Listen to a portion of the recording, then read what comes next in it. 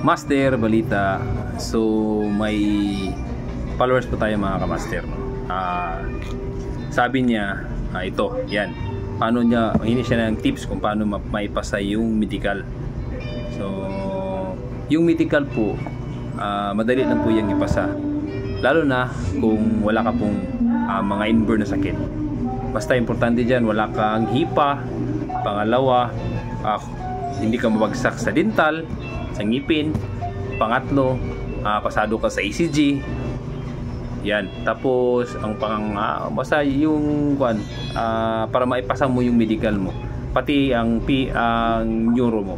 Dapat pasado ka sa neuro kasi kasali din po yung neuro sa PME, Physical Medical Examination. Yan.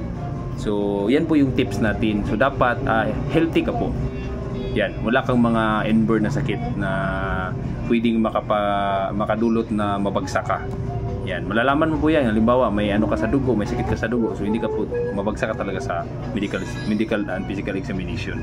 Yan. Sana po nasagot ko po ang mga tanong mo, Kamaster, Master Balita. Pag-comments down below, pag-follow po si Kamaster. Ito na po yung bagong page natin. Dito tayo nag-upload. Saka sinishare na lang po natin kang Makoy's Vlog. Thank you!